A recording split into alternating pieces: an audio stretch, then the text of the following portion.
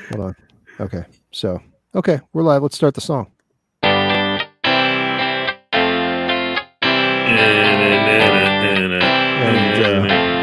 I wish everybody could see Mike's dance moves during this. You can actually see what we're doing, even though the front of the show is showing the banner. You don't see the little windows. You can see us. No, we don't. Yeah. I don't see any of you. Oh, well, it's a secret thing. It's kind of creepy, but that's how I like it. Creepy. Yeah, wow. You guys can't see the little windows at the bottom? It must be the administrator only view. I'm the administrator. I see. You're in the show. Everyone can see and hear you. Is that what it says? Yep. Doesn't say right anything. Beside my nugget. My big old chicken nugget right here. Nice. We just had an awesome conversation before the show, which was epic, and we didn't get to talk about it. I still want to bring it up just briefly that Mike and I were getting ready to do a kata, if anybody's familiar with that, which is a sort of a karate remembered dance that you go through a series of forms, and it's supposed to appear. Has it been a while since you guys had done one of those? When Mike and I are together and we're in a store or something, we act like we're going to break down and do a kata to show appreciation to the store patron for having. It's been a while. Their services. If you start doing it again, would that be a welcome back kata? Yeah, you're just dying to do that one. Well, Mike and I were in a Thai restaurant. We wanted to do a kata to show our appreciation for the food that was prepared for us, but we didn't think that they would appreciate it the way we did by doing the kata. Is that kind of like the Samoan thing where it's like, yeah, exactly. The best one is the rugby team. The New Zealand guys. The All Blacks, the New Zealand All Blacks. Yeah, those are. I can't remember the ceremonial dance they do with their tongue in their. Is that what you do? Yeah. It's almost like that, but it's not as manly. Less tongue. Yeah. But as we were getting into the conversation on the kata, Lee shared with us that he's done Krav Maga, which is an Israeli fighting force. It is. The Israelis are just awesome. I love the Israelis. How old is that? I don't know. Well, how old is Israel? Like 40. Yeah, but wasn't it developed by the special forces? Yeah, it was. Which is, but I mean, the nation of Israel was given like their land back in the 40s, right after World War II. Yeah. So that's probably when their special forces were. I mean, or I don't know. Do their special forces go back to biblical times? Did they have like Jew ninjas, like in the old days? I don't know. I wonder if they don't Jew ninja on the web. If anything would actually come up. They don't practice ninjutsu anyway. No, just Krav Maga. Oh, okay. Well, that could be Hebrew for ninju. No. Ninjutsu. They're assassins. Jiu-jitsu. Yeah, Jiu-jitsu is. Jiu-jitsu is. You're making my point for me. Wait, what? Huh? Oh my gosh, I just got it. Come on, man. I'm sorry. All right. Speaking of Israelis, tied into that, like listening to the Jordan Peterson Adam and Eve story, which takes him many shows to get through because he gets caught on something and he can't stop. But he talks about, he simplified the Bible on like the Old Testament versus the New Testament. I've never heard of that perspective, where he said the Old Testament is the idea of the organization of the state is the paradise that you're shooting for, which was the state of Israel, its formulation and following of God as a state as a whole. And getting into the New Testament, it was the realization that the state was not enough to get to heaven or paradise. It's the self affirmation, the state of your being, your self being, and your conscience, and your direct connection to God. It was a transformation between the Old Testament and the New Testament. I thought that was an interesting portrayal. Yeah. Like basically Israel's getting their ass kicked for all of the Old Testament, right? And they're like, why isn't this working? But just his simplification of that and just talking about how that transition worked and what it really meant is just fascinating. Yeah, that is. I don't know why I wanted to bring that up. Well, isn't that similar to the argument of grace by faith versus grace by works, where, Old Testament, they follow the rules and they get into heaven, and Christians just believe Christ died for our sins, therefore We don't have to follow all these rules. Yeah, is that and similar? Christ is supposed to be, Christ is the ultimate being. So the introduction to Christ was, from a psychological standpoint, Christ is the ultimate us that we need to strive for. Christ is the action again there. Christ said he's the way, the truth, and the light. So Christ is a variable, is truth. And so if we follow truth to the letter of the T, we become the ultimate person, which would be like Christ, like a mini Christ. The other thing that would amaze me, and I've asked you guys this, I think, and I never could get an answer. We never could come to an answer, but Jordan Peterson tackled it, which was in Genesis when it talks about gods.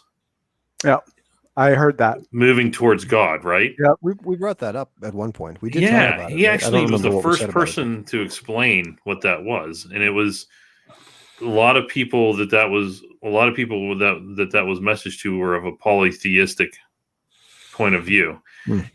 But he said even polytheistic people that believe in many gods, they still do believe in a higher God, which is control. A God of gods. Yeah, because if there wasn't a God of gods, there would be chaos. Each god would be like fighting each other out, like there would never. But there has to be a hierarchy and something ultimately that does that. And so it's a messaging to maybe the polytheistic people to get them to a monotheistic point of view that major parts of nature and actions were portrayed as gods. And so the whole messaging in the Genesis where it talks about gods is getting them to understand, so they can understand what that language, what they're attributing that to. So I thought that was fascinating because I've never heard anybody tackle that. That is cool. Yeah. And the Adam and Eve story is actually older. Is older than the 7 day story, which there's two creation stories. Two of them, right? And the second one is older than the first one. Second one is older, and he believes that an editor took it and they thought that the flow made more sense to put it in the way they did. Yeah. That even those books are a series of stories that have lasted before the Bible existed, or even that story. But it was wisdom that was accumulated with people that encountered what they believed to be. I think traditionally it's believed that Moses put those together. He mentioned that, but he also said that it could be believed that it was the essence of maybe Moses didn't do it from sitting down and writing, but he did it by living it and experiencing it as like through a drama. But like he said, they weren't completely sure if Moses did it. It's still possible, but because at that point, most stories and things were probably just handed down verbally, right? That's exactly what he said, right? Yeah. It was just like, a lot of the traditions that we follow, the small T traditions and the big ones in the Catholic faith. It's just the dialogue that he shares over that is just fascinating. I mean, and his approach, but he talks about how deep the story is and how it's carried through. And if Christians were there to build a conspiracy to make it last that long, they wouldn't write it the way they did because it has such deep meaning and it's difficult to understand. Yeah. Like, why would somebody that's trying to build a group of people to take over, an area, they would simplify it much more. Yeah. And he's somebody that has studied like mythologies and things, right? Somebody else like Tolkien or Lewis or somebody also talked about that as somebody who has studied mythologies intently, that this is not how mythologies are written. It just doesn't follow the pattern. It's the long con. Is it 10,000 generations from now? They'll know. That's what it is. Yeah, right. Yeah, the most genius snake oil sale in the history of charlatans. Yeah, I just noticed my son went away for the weekend, and I saw him in his room, and he didn't make his bed. I'm looking behind me. His bed's just laying there unmade. I may take a nap during the show. Oh, really? Well, I mean, to tie to Jordan Peterson, why? I mean, the reason I was wearing, you didn't see it on the show, but the reason I was wearing a shawl or a blanket or tightly around my waist because I've had a pretty crappy early part of my day. And part of that was I took the understand myself question and answer thing that Jordan Peterson sponsors, which is a detailed evaluation of your personality. Oh boy! Why would you do that, Did you Rob? confound it? Did it not understand you? Oh my gosh! It made me dude. If I wanted to overly summarize the type of person it made me out to be, I'm such an ass. Like it said, all you had to do was ask us. You didn't. Well, no, I mean, but I don't think it's right. To me so it far. said that I'm extremely. We're here to make your day better, Rob. I'm extremely extroverted, meaning I go out to random people that I don't know and talk, which is absolutely not true. But it said I'm the kind of guy that you want to hang out at the beach, but not the person you'd ask me to come help move your shit. I'm like, I'm not like dependable. Oh, no, that's not true. I don't know. Well, here's what happened. Here's what, and I think there is some accuracy to it, but it generalizes you on your whole life. The questions are just psychological questions, but I was basing a lot of my averages based off of my home life, which I do think there's work to be done around there. So I think my work life and my home life are completely different. I don't know, Lee and Mike, if you experienced that, but I would think people would look at me at work. Some of them would see that I try to be organized and I try to keep things in a consistent fashion. And I drive things in a consistent way to a certain degree as a leader. I completely do not live that way at home, like at all. I don't make lists of stuff that I should do over the weekend. I don't regularly exercise or whatever. I don't have routines at home at all. Like I live in a completely different life at home. So I was taking the personality test based off of the way I am at home. And because I feel like that's who I'm most comfortable with. So I assessed myself based off of like, do I plan things out and finish the job? Like, do I go do a garage project, sign up for it, and then complete it, and then it's fully done? I do it once a year, maybe, but I'm not consistent. So yeah, I'm kind of so it just made me to look like a freaking loser. Maybe I am a loser. So I mean, my long drawn out question to both of you are you different people at work versus at home? Yeah, I'm way lazier at home. So am I. Are you really? Oh my! I don't do anything. That's the way I am. Okay. Look, my son learned. He didn't make his bed. He learned from me. And so, what about you, Mike? I don't know. I don't know. He ruined dinner tonight. I know that much. We were talking about that dinner before the show. He ruined dinner. But yeah, I think I'm the same. I don't know. Like, do you go home with Amy and get your whiteboard out and say, "Okay, Amy, we're gonna have for the next 3 months, we're gonna have a plan to make ourselves better." No. And we're gonna have house stuff we're gonna do. No. We have financial stuff we're gonna do. Sometimes, I mean, we do. Yeah, yeah. But yeah, I think that's Rob. I think that's pretty normal, like what you said. Yeah. Like, because who would want to live in a place that's run like a business? Yeah. Who would want to live with a person? Well, I mean, some people do. Yeah. If you read some of the things, yeah, keep going. I want to know, like, how many questions?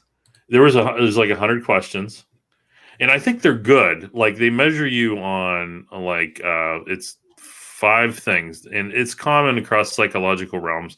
Like, you've heard these things before, and I'm sure in a job in the past you've had some HR person say, "Take this test, and we'll see how you can work better together with each other." Yeah. Right?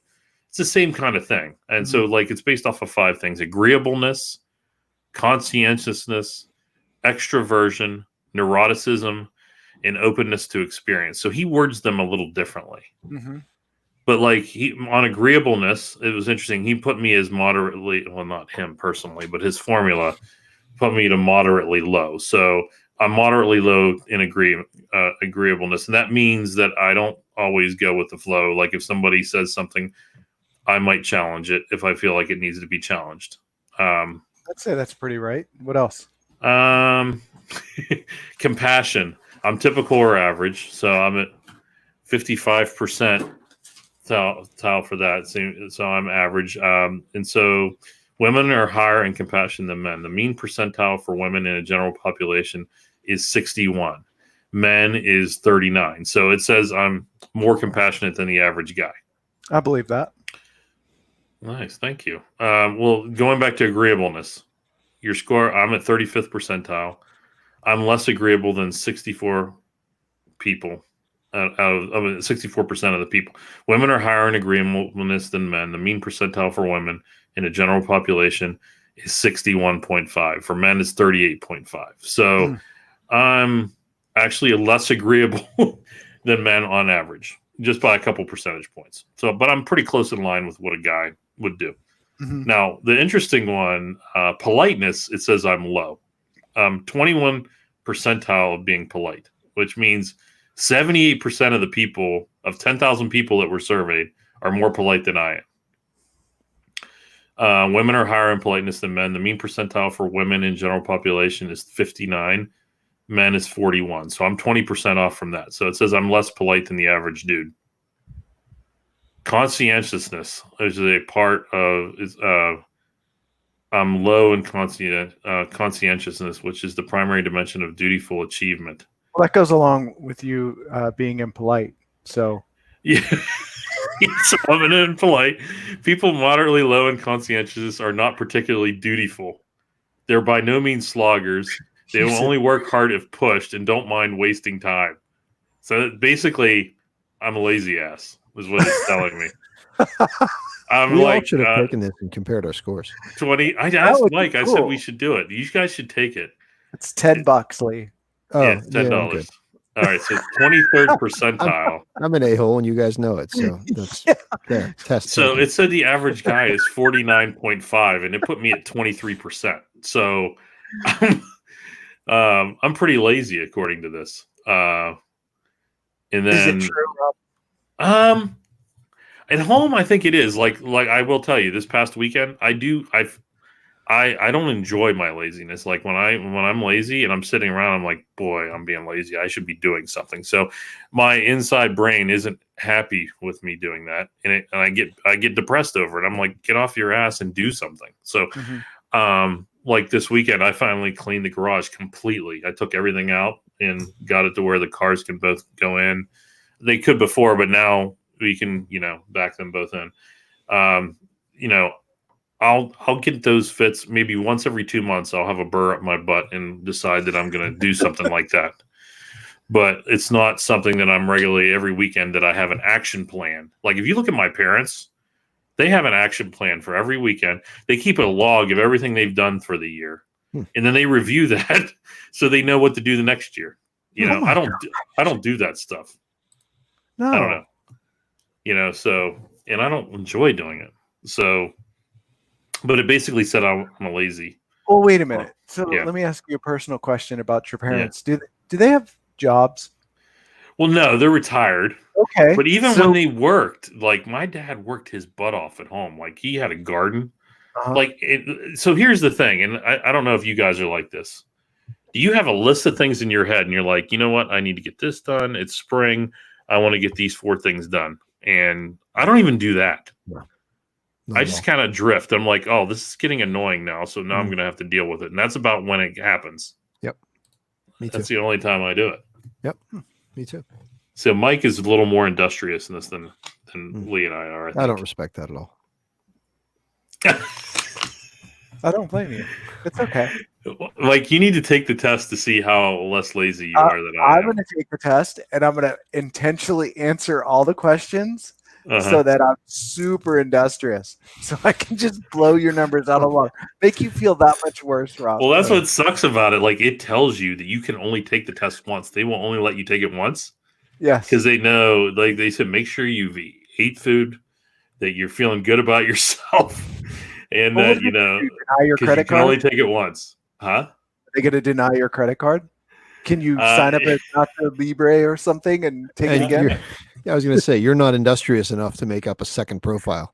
I guess I could. Yeah. You. That's exactly right. It says my industriousness is low. Yeah. You're low in industrious, which is one aspect of conscientiousness. Your score puts you in 14th percentile of industriousness. It means if you were one of 100 people in a room, you would be less industrious than 85 of them. Wow, it actually makes sense that you're in software then, because developers are definitely lazy. But here's what it says: people low in industriousness are not judgmental to themselves or others. They let people, including themselves, off the hook. They believe that people fail not because they don't apply themselves or work hard, but because chance and luck play the determining roles. They are resistant to guilt, self-disgust, or self-contempt, and have a very laissez-faire, whatever will be attitude towards life. I can't say. I told you I'm disgusted with myself that I'm lazy. Like I get depressed over it until I take action. So that's the part where I don't agree. Like I think my mind wants me to be a lot more industrious than I am, and I'm just not when it comes to home life. I guess. I don't know. So it says men are usually 51.5 and women are 49.5. The one that blew me away, though, is that it says I'm very extroverted, meaning I'm extremely outgoing, which I know maybe people would argue the way I make myself out to be the way I am on here. People would say, yeah, Rob, you are. You're joking around with your friends online and you don't care. That's true. But we don't have any viewers. So nobody's watching. We have one and occasionally two. Yeah. I'm watching the number. Sometimes it goes up to two. Sometimes every time Mike talks, it goes back down to one. I don't know. I don't know why that happens. So I only have my close friends, but like, am I going to go out and say hi to the neighbor and want to sit down and have coffee with him? Hell no.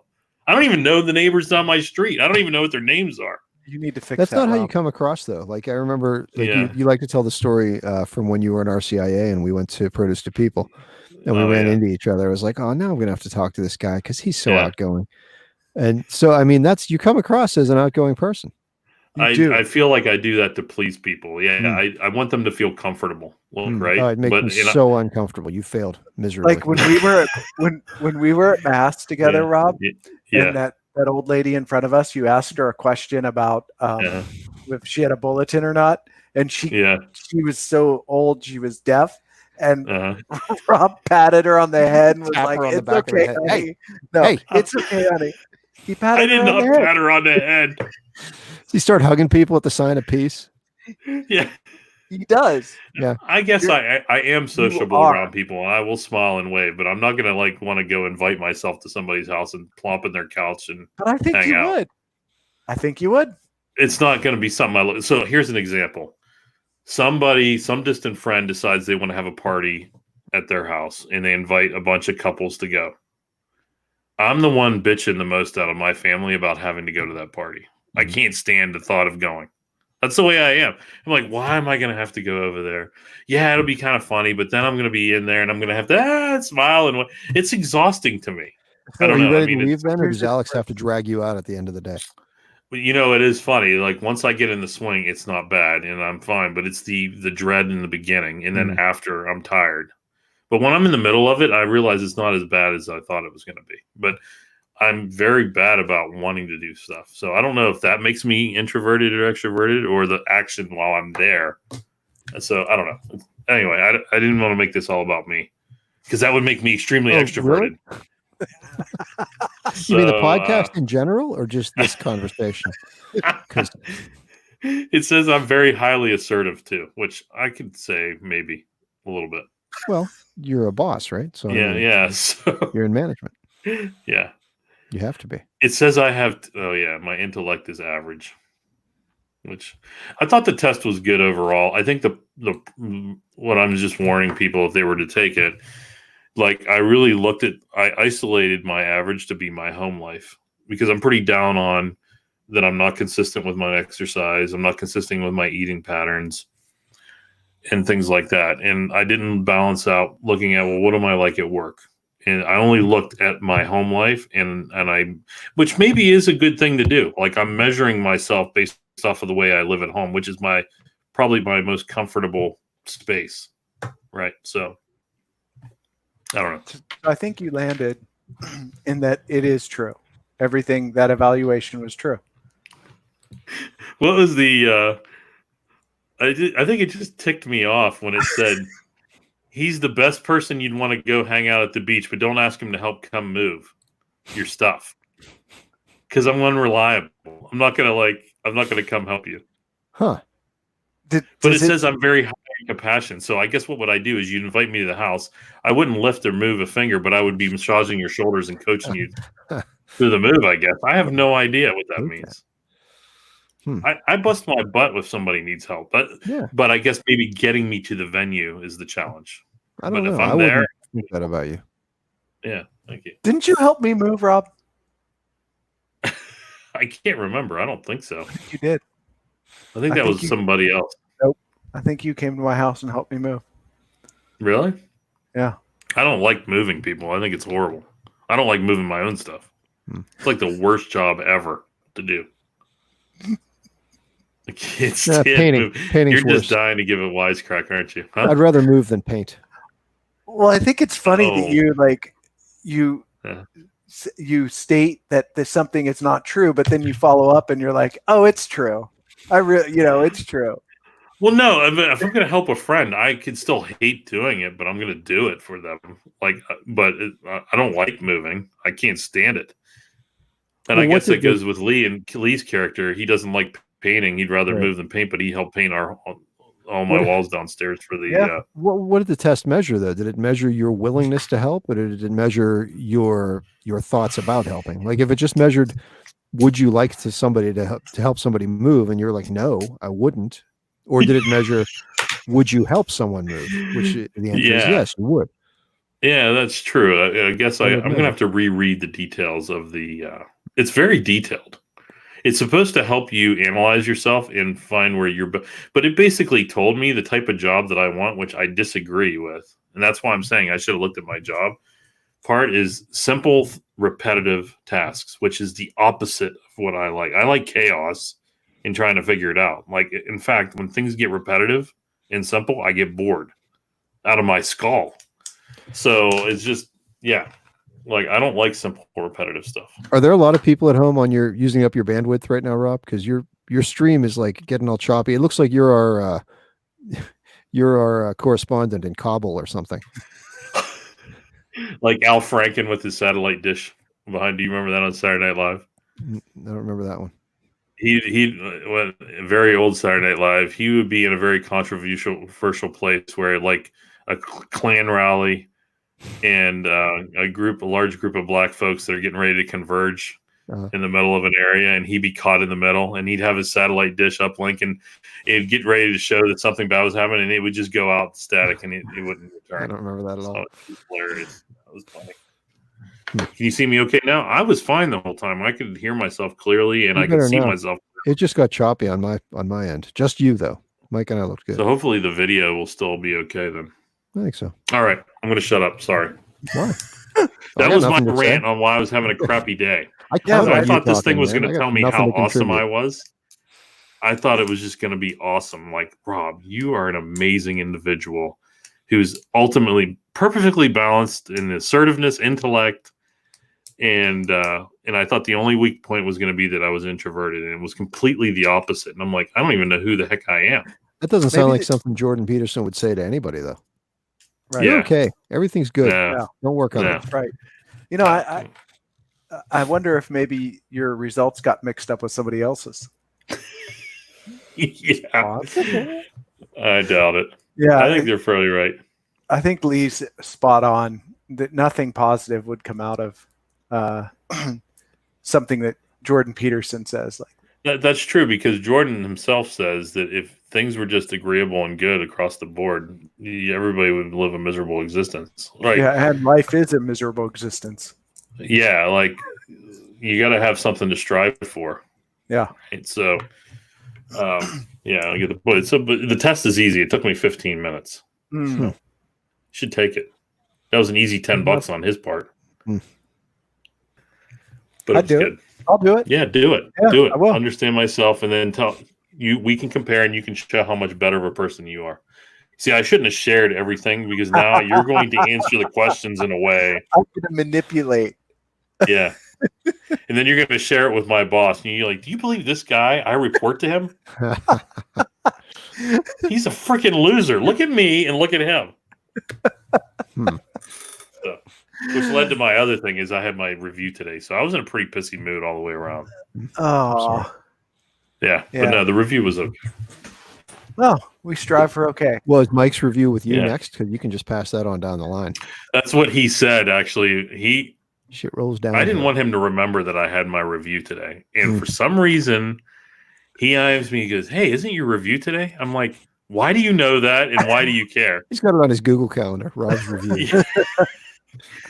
So I was oversharing on my, concerns and on certain people and what they might say, and I'm going to be annoyed if that happens, if this happens, and blah blah blah. He goes, "Well, I'm worried too," and I'm like, "Why are you worried?" He goes, "Because crap runs downhill." That's right. So, actually, that was fun. It was fine. It was good. So Mike's To my review is expectation. tomorrow. No, His will be it's coming not up for a soon. while.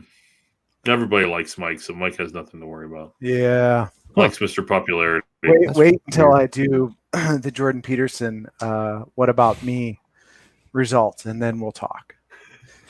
Yeah, Do it the same day as your review. that's what I did. That was a mistake because I was using that as a booster because I thought it was going to show me how great I was. So we have a big guest coming on next week. Yeah, what's going on with that? Yeah, We're getting so popular, we're starting to get regular guests. it looks that way. So we've had Chris, right? A few shows back. Yeah. And then we had Father Jay. Mhm. Was there anybody before Chris? I was trying to remember. Other than Angie. Angie's been on a few times. We had Mike. Oh, Mike, Pastor. that's right. Yep. Mm-hmm. Mike Pastor. Well, he sort of guest co-hosted for us the one time, right? He did. Yeah, he was on. He was on because I for was us. out You were on the show remotely.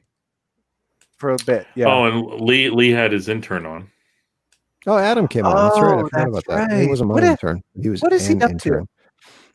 intern. He goes to Franciscan University in Steubenville. Yeah. And currently he's back at home here. He's been serving at a lot of our masses, at our live stream masses. He's been the server. Anytime they use incense or things like that, he served the funeral the other day. So I've seen him quite a bit. That's nice. Yeah. Is he going to be a priest? Good. I just asked if he's going to be a priest. That's not my call. I don't know. Oh, obviously not, but has he said? No. All right. I don't know. Yeah.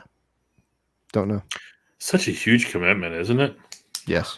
What it really comes down to me, and this is me being just. Well, let's see. You have no. Are you going to be with girls or not with girls? Right. I'm going to shut that part of my interest off completely for the rest of my life. You That's also found out you have commitment. no compassion. You have no. Yeah. I have compassion, but I'm not going to help you. Yeah. Right. You'd like to help, but you're not gonna. How's that move going, Lee? Are you doing okay? I feel bad for you. I'm sorry I couldn't come help you. I'd like to absolve your sins, but I'm not gonna. I'm going to be more of a research priest. I would love that. If there was, well, I guess that's a Jesuit, right? If you were Jesuit, you could be a research priest. I'm sorry that your mother's dying and needs anointing, but kind of busy right now. I'm kind of busy laying on my couch contemplating doing nothing. Right. Contemplating not helping my friends move. Yeah, exactly. So we're going to have Bridget on the show next week. Bridget who? Bridget from it was a hard question. Church. Bridget from church. Hey everybody. Bridget from church is going to be on. Extending the word Holy church. Our viewership numbers just went through the roof.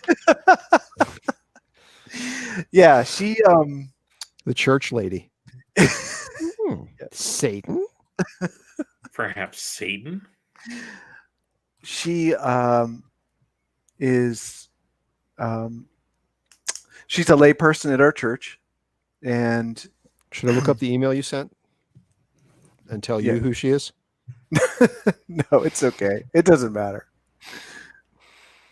That's all right. Well she's not watching right now, so.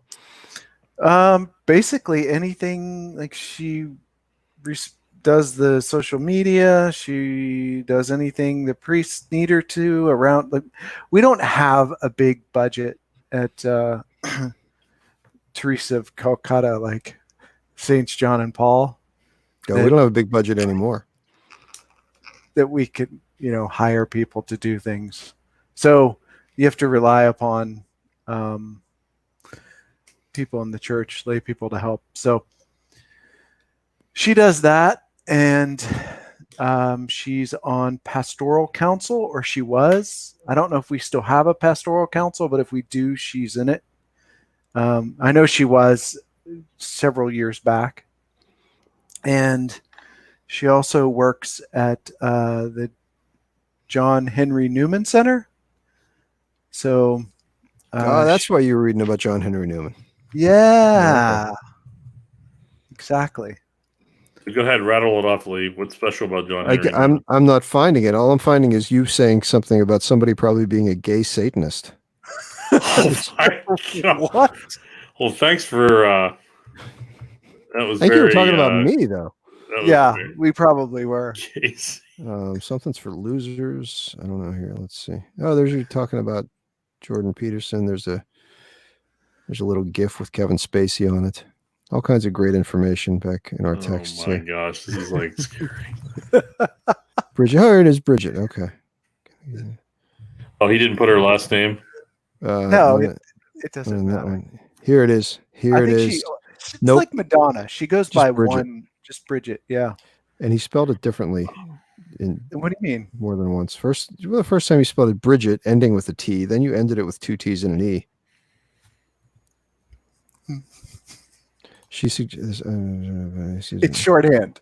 Her name is Bridget. She works for the National Institute for Newman Studies and is very active in her parish. So basically, when you said Bridget from church, that was 100% accurate. It is. That's what I mean. Like everything goes through her, basically. I thought you would give us more information. No, I mean, what more do you need? She'll sell herself. Yeah, that's good. She's great to talk to, and I think it's going to be an awesome show. Cool. What do we want to talk to her about? I think we want to interview her, similar to how we had some questions for Father Jay. Okay. Yeah. Do we have to make her eat something? No, I don't think we're going to do that. That's not going to be a tradition with our guests. You have to eat something? No. Okay. No. I think she's also interested. We're struggling right now, and I didn't know this until I talked to her, that we are trying to get our masses online, and people are giving old equipment, and we don't have the right resources to record a mass. Mm-hmm. So there's some struggles there. And she was talking about someone using OBS for capturing the parish, the masses. Mm-hmm. Is that what you guys do, Lee? That's what we use in studio. We use OBS. That's what we're using at church right now. Yes, I thought you meant us. Yeah, for the church. Right now we're using StreamYard for us. For the church, we do run it through OBS, and then we use Caster to get it out on multiple platforms. Well, why don't you use what we're using here at church? I didn't discover this until later. I mean, it's a possibility. We might. I mean, it's super easy. Well, I kind of threw you under the bus. I said that you would kind of give her some advice. Yeah, I'd love to. But I kept calling it. It's funny because she said OBS, and like I know Rob's worked with it. I know you've worked with it. I'm familiar with it, and I kept calling it on the OBF. Good. Yeah, we've been using it to record our show for like the past year. So because at work we use the word OBF a lot. No, but it means something different. It means something different, but it was just too close, so I kept calling it OBF. And I think at one point, like, I noticed that we were going back and forth about it, and at one point I noticed that she, on the conversation, she said OBS, like kind of hung on like that, and I'm like, later on I was like, that's weird. For your benefit, she did that for your benefit. Right. OBS.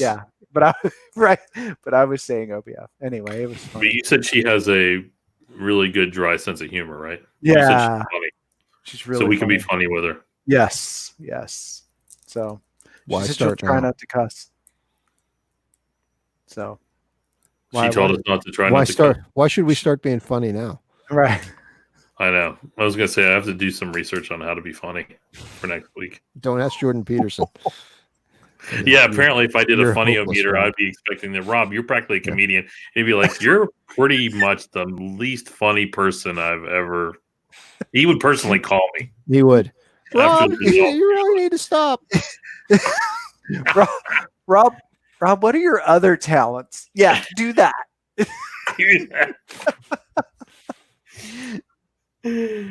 Oh my gosh, it's terrible. Yes. But I have Permani's pizza waiting for me outside, so things can't be that bad. Nice. Yeah. I gotta find a better way to light myself. My beard completely disappears into my t-shirt.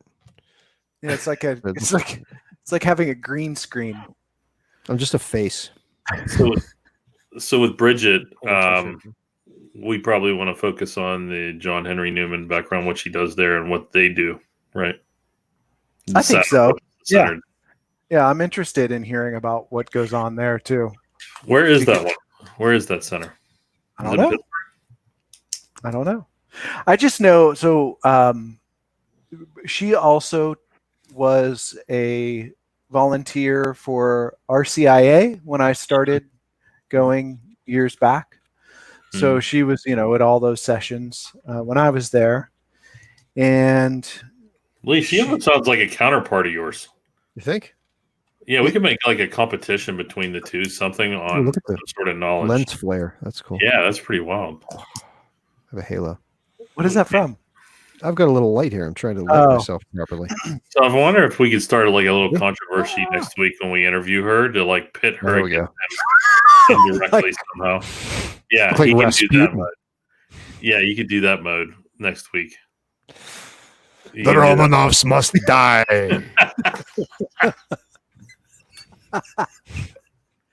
Did you hear separate topic? Did you watch oh gosh. The very dirty version of Lord of the Rings that was on HBO. What was that series? No. Yeah. Game of Thrones, you mean? Game of Thrones, yeah. Yeah. Did you watch that?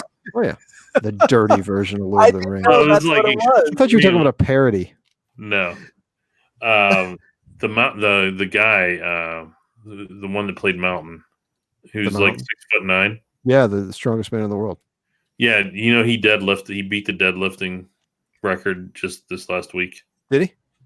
Yeah, well, there's apparently I think his name is Thor, right? Thor or something. He's like Finnish. Like that? Yeah. He calls himself like a Viking or whatever. He the guy that he beat out in his deadlift and also has beat him out in the competition that they compete in, the strongest man in the world. They decided for seven figures to box each other.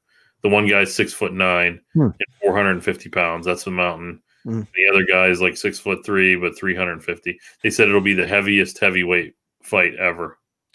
They're probably terrible boxers. It'll probably be really so boring. Yeah. Awful. I know. It was like watching Andre the Giant against Big John Studd. It was so boring. It was. Do you remember watching those two giants fight? Yeah. It was so boring. They could barely do anything. Yep. I couldn't stand watching it. So I don't know how, but somebody's willing to pay them millions of dollars to do it. Because they're talking on each other already.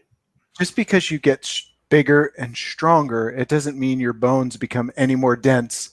So if you can't take a punch any more than anybody else can. Oh, really? Just because you're bigger and stronger. Yeah. Interesting. I don't know that scientifically. I'm just saying.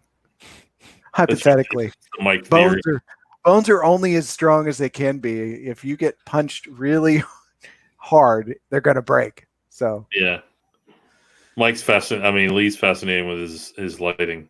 The way I just can't get my lighting right, so I'm just trying to not have it in my glasses. I know I can't help that either. It's like posing for a senior portrait. Okay, turn your head to the side and then tilt it this way, and put your hand on your hip. Yeah. That's nice. That's real nice. He's nice. It's attractive. Yeah. All right. I don't think we have anything else to talk about. Why not? What else we got? I rely on you guys for that. I just show up and make stupid comments. Yeah. Well, we have my loser day and my loser personality, and then we have Bridget.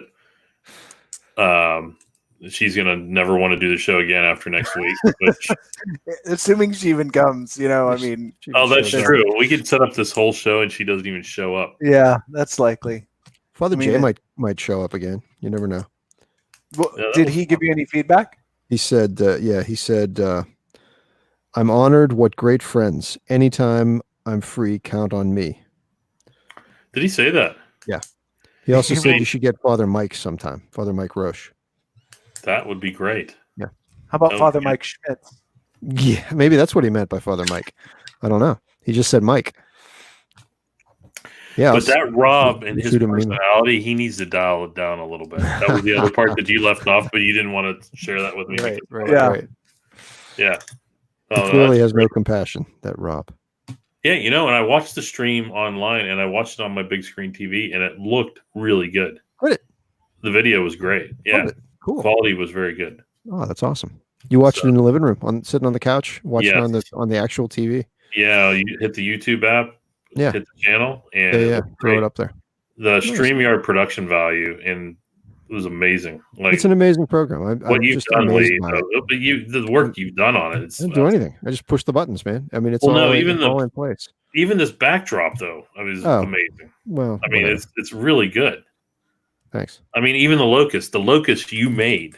Yeah, you didn't like pick it up off online somewhere. No, we made the locust like 3 years ago. It's great. We should be more popular. Dang it. We're just really bad at that side of things. I know. Plus, our content is terrible. So between our terrible marketing and our terrible content, I don't know why we're not more popular. Maybe we should get into the moving business. No, well, I can't do that. 3 guys and a locust. No. So I had a couple things actually. Okay, do it. So I had sent you guys some information via Messenger and not Facebook Messenger, messages. Sorry. Mm-hmm. So one of them was this priest that I saw on Reddit. And can I interrupt you, Mike? Rob, this is really funny again, because Mike sent this stuff to us. And for some reason, it took like the whole day to come through. So he thought we were ignoring him again. And he got really pissed off at us in the meantime. Are you serious? He got mad again? Yeah. Because he thought we just weren't responding. Did he confide in you that? Because he didn't tell me that. Yeah, he told me. Wow. I think it's hilarious. It makes me happy. Wow. So was that a secret? I'm sorry.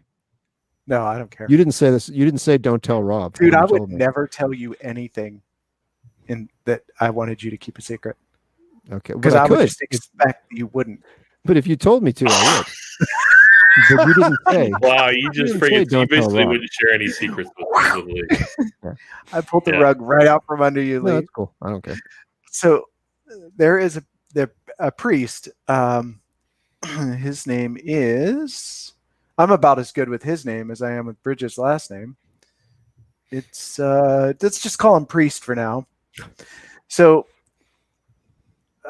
he's called Breaking the Habit. It's a YouTube subscription, Breaking the Habit, and he tackles some questions in 10 minutes. He tackles 18 different questions about Catholicism. Things like are Catholics Christians, and why Catholics worship Mary and the saints. Catholic churches have loads of money, the Catholic Church has loads of money. And to that, his response was really funny, because he said that the Catholic Church has a lot of priceless things, but they're just that. They're priceless. He's like, what are we going to do with them? Nobody will buy it, is what you're saying. Right. And hey, Bill Gates, I'll sell you the bones of St. Peter. Yeah, right. Yeah. What do you give me for them? Or he's like, what are we going to do? Sell the St. Petersburg Basilica? You know what I mean? Catholics believe that only Catholics will go to heaven. Oh, I've heard that one. I heard that one when I was in the process of converting. A guy that I worked with said that he believed that and what was it? Someone's baby died shortly after being born, and the nurse took it and baptized it Catholic, because they said that unless it was baptized Catholic, it wouldn't go to heaven. And I was like, that doesn't sound right to me at all. But I didn't have enough knowledge to talk about it with him. I would actually argue that Catholics are probably one of the most open views that it's possible that anybody can go to heaven regardless of what their faith is. I think they're more open than most other that I've heard. Yeah, and there's no such thing as being baptized Catholic. It's a Christian baptism, right? It's a Trinitarian baptism. Because you can only get baptized once. I was baptized non-denominational, and I was not allowed to be baptized through the Catholic. It's not. Because you were already baptized. You Right. received the sacrament. Yeah. Yes, exactly. Yeah. One baptism for sins. Yeah. It's in the creed. Right. Right. Catholic Church forbids divorce, to which he said, actually, we don't. We just forbid getting remarried or discourage, the problem comes getting remarried after divorce. Right. Because if you were sacramentally married, you're still married. Yeah. You have to have it annulled. Yeah. That's where it comes in. Catholic teachings aren't found in the Bible. Oh, wow. That's news to us. Catholic Church is predatory and unsafe place for children. So are these common things he answered or addressed? They were all in challenged. 10 minutes. Oh, Mike likes him. Mike Yeah. likes him because he gives very Mike-like answers. Yeah. Yeah, It's really. like, do Catholics worship Mary? Nope. Yeah, right. That's it. It says here, no. It says here. That's It says right on the paper. Look, it says no. That's all you need to know. You don't need any more explanation. Wait. The church is against science. Mm-hmm. And he said that was because of the Galileo problem. He's like, Galileo was teaching in a Catholic university before he was fired and put on trial or whatever. And he was put on trial for teaching non-scientific methods. So that's why he was fired. But I thought it was interesting. I didn't know that Galileo was teaching in a Catholic university as a scientist before he was. Was the myth about him that he was making the argument that originally it was believed that the sun revolved around the earth, right? And he was that the one where he was making the case that it was the reverse, that the earth revolved around the sun? Is that the argument that people believed he got in trouble with the church over, or was it a flat versus circular, spherical earth? I think you're right. I think it was the earth revolving around the sun. Yeah. I have no idea. I just know it had something to do with space. There were so many Catholic actual scientists. Wasn't the scientific method developed by the Jesuits or something like that? Yeah. The actual scientific method. Jordan actually talks about that the first 1,000 years and why it made sense, where Christianity was really strong. And then Nietzsche went to the God is dead part through by the Enlightenment and things. Then the first 1,000 years, Christianity was the explanation for just about anything, and it was necessary because science didn't really exist. But science started, like you said, the Catholic Church. The reason science didn't exist earlier was he said that the church preached that materialism was the devil all the way around. So even understanding and analyzing material, or it was like a form of alchemy, it was like wizardry and trying to recreate God, I guess. Right. And so, but then there was that change where they realized that, hey, if we analyze this stuff, maybe we can extend our life on earth and we can live longer and have better lives. Right. And by the way, it worked. We have. So, but yeah, there's a lot of discussion that there seemed to be this assumed divide, but the Catholic Church, I think, was a big proponent of science. And as I recall, things. As I recall, there was some. Go ahead, Lee. No, you go.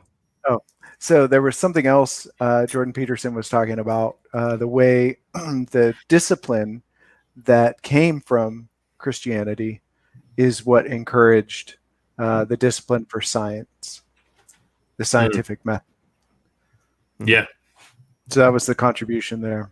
One thing that he mentioned why we became really good scientists, because following the Catholic faith, and really when you're getting into it, is very procedural and precise and deep, like getting into very explicit detail. Like if you really wanted to follow the faith and go deep, it required a lot of discipline, a lot of repetitive, things, which fell real easy into the scientific equation, because that's what you had to do. You had to be very precise, very orderly on things, and that the church actually set up our minds to be able to do that. Hmm. By the way, following the ways of the Catholic Church worked. That was his theory. So, I was just going to say, you mentioned Nietzsche and God is Dead, and Zach has actually read a lot of Nietzsche. He loves reading Nietzsche. yeah, my son Zach, and actually, what people point to that and say, Nietzsche said God is dead, but what Nietzsche actually said was God is dead, and it is we who have killed him, and it was actually a lament. Yes, it was exactly. It was not a victory cry. Hey, everybody, God is dead. It was, humanity has killed God, and you're right. I mean, they embrace science to the point, and they've oversteered towards science. They're like, science can replace religion and explain everything for us. Religion can't do that for us anymore. So I think that's what he was kind of going with, right? There was the idea that we can displace God now because now we have this method of getting better and finding things out on our own. Right. Which was imbalanced, but it is true. You've seen over time how prevalent the church has been and how its challenges up to now. Mm-hmm.